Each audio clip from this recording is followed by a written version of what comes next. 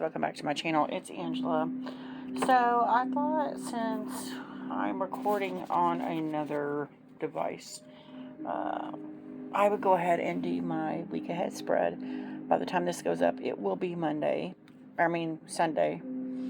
So I always do my week ahead spreads on Sunday. If you are just tuning in, I always do the energy, obstacle, and advice for the week. And this is from my Soul Cats Tarot by Lisa Robertson, or by Adam Ohlers. I'm also pulled a card from the Woodland Wardens by Jessica Rue. Both of these decks are mass market. And I've used these decks in companion with each other all month, and they've been fantastic. So I thought this was a good way to bookend the month, was to do this final reading with these two decks.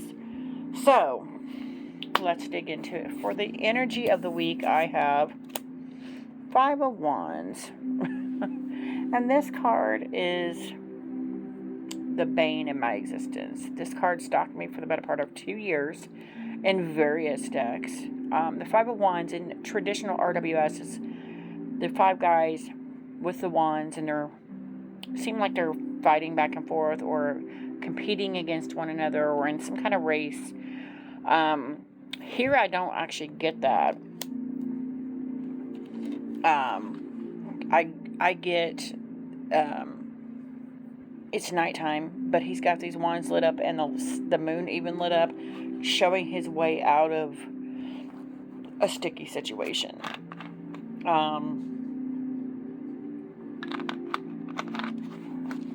Whatever arises this week, it feels like the wands will show me the way out. I found that very interesting. So for the obstacle, and oh my gosh, we have the Death card. Oh, the Death card. This is not looking great. So, death to me is all about death and rebirth. Something old has to go away. Something old has to die in order for new growth to take place. And maybe this is more I can't get past this particular card and what it's meant for me in the past to see that I can find a way out and transition out of this period of death. Interesting. This is one of I love this deck. It's very beautiful, very sweet, but this is one of the more horrific cards in there. He's got the mouse in his mouth. His mouth is dead. You can see the blood dripping down. There is a finality to this card, which I find super interesting, considering it's followed by the Five of Wands, which is basically the card that has stalked me for the longest time. I see in the Five of Wands not just a competition or being competitive, but being in competition with oneself. And maybe that is the obstacle, that I may be in the death stage so long that I'm refusing to move it forward. So I find that quite interesting as well. Okay, so for the advice of the week. Really? Judgment? Come on. This is not looking great. But I see that as a self-judgment. And it's funny because he looks like the person judging the bunnies down below. But I see this card in reverse to that. Like the bunnies are like, this is our domain. This is where we live. You do not belong here. And that is quite fascinating that's how I see that card. Maybe there will be an issue come up where I feel like and I guess I have had some stuff come up where I get stuck in a past mindset at work, and it's prevented me from moving forward. So I see that here, and it's a feeling of being liked or being not just being liked, but being part of the crowd, or one with someone, not one with someone, but being part of a crowd, being part of the in crowd, being part of a group of people, of friends. I've always seen that in this particular judgment card, where there's this group of friends here. They're all alike, but he's the different one. He's the standalone. And I feel that sometimes, when I feel like I can't keep up with other people's conversations, just because they're either so rudimentary to me in their mundane in their conversation, that I'm like excluded from it, or it's just ridiculous the things they're talking about. So I choose to ignore it. So I found that quite interesting, that is what I'm feeling, is this feeling of aloneness and separateness, that even with a crowd of people around, I feel this alone and separateness feeling. Quite interesting.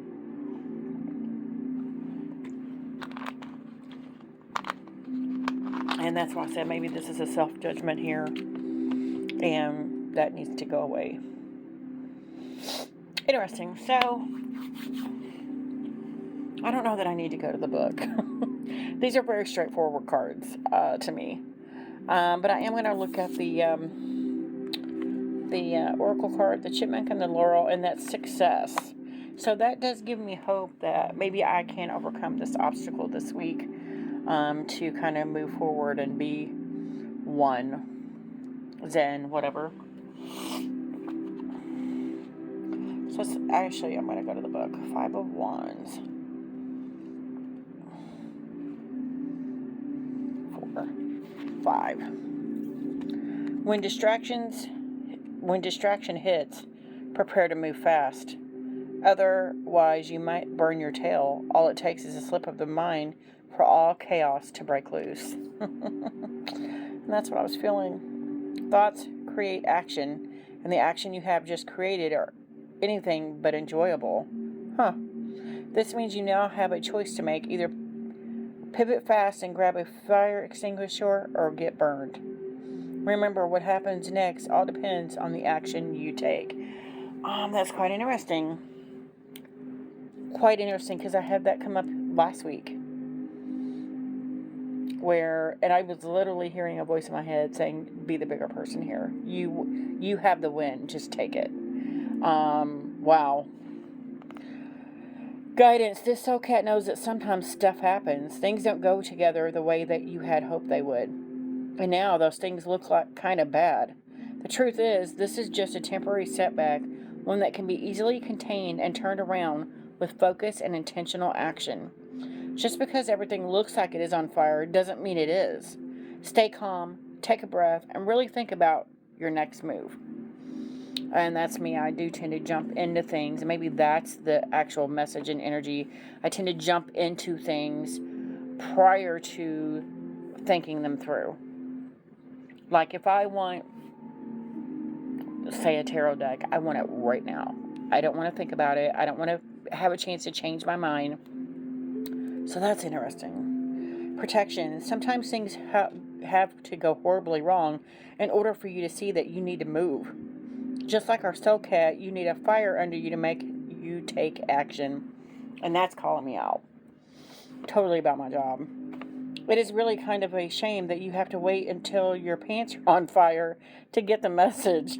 But hey, lucky for you, the soul cats are all too happy to strike a match and send you forth into action. Wow, I just got full body chills. Quite interesting. Quite interesting. Okay. Death. We got 2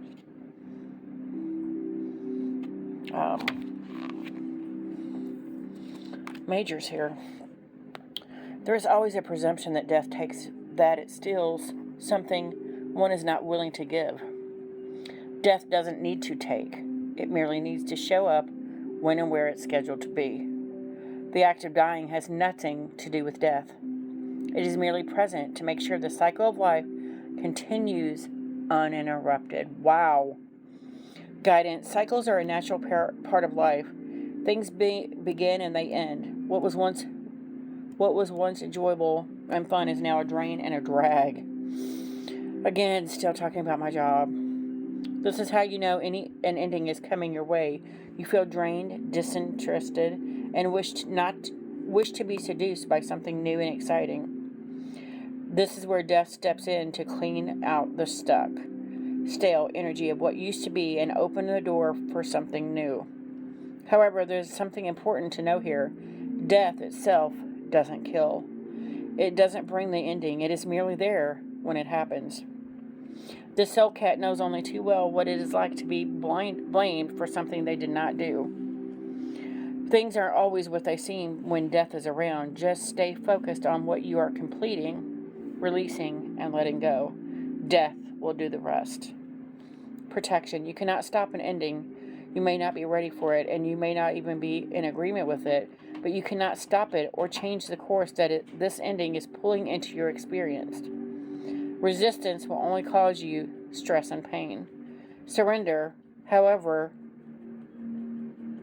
will ease your pain. Wow. That's a powerful. I love this book. Love this book with this deck. Love it. I know, let's read Judgment.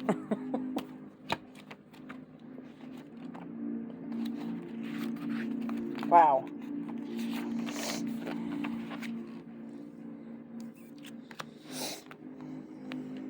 Being exposed is always a risk, and letting yourself rise up and be seen will have consequences. However, the soul cats know the good will outweigh the bad if you allow it to. The important piece of the puzzle is always going to be you, because how you perceive your place in the world will dictate how you make judgments. Wow.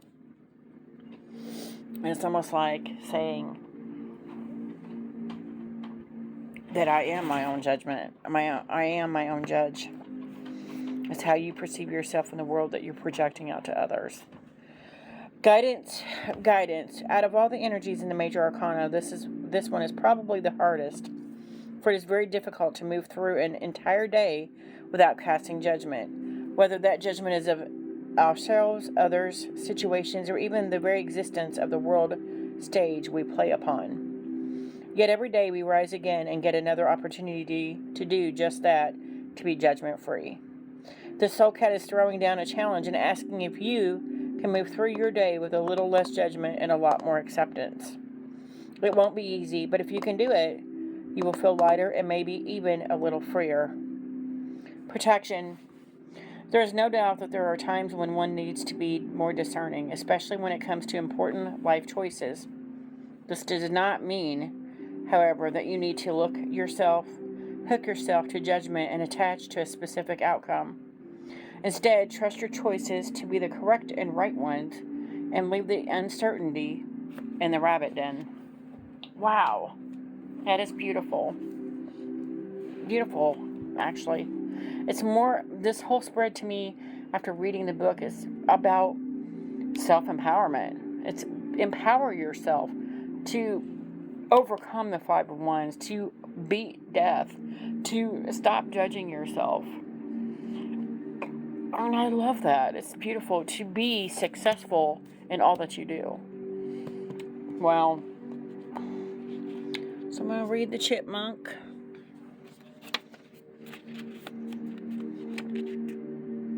I turned right to it.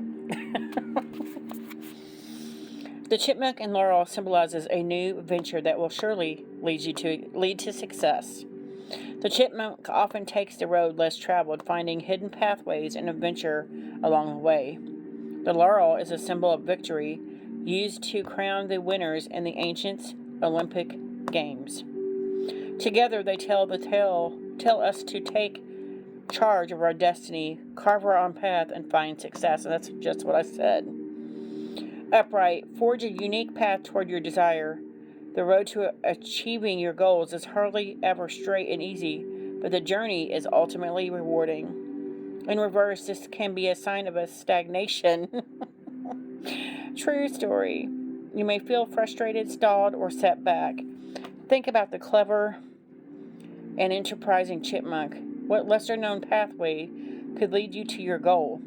Or how might you redefine success? And then there's a couple of questions at the bottom. What successes in my life can I celebrate? So even if they're tiny wins, it's something to celebrate. How can I carve my own path and live my truth? And that is the question of the day, isn't it? If you guys have any answers to that, comment below. And if you have any questions, comments, concerns about the reading, please don't hesitate to comment. I love you guys commenting. If you have any, if you like this video, give me a thumbs up. If you want to see more, please subscribe. And don't forget to hit that notification button so you're alerted to any future videos. And y'all have a good night. Bye.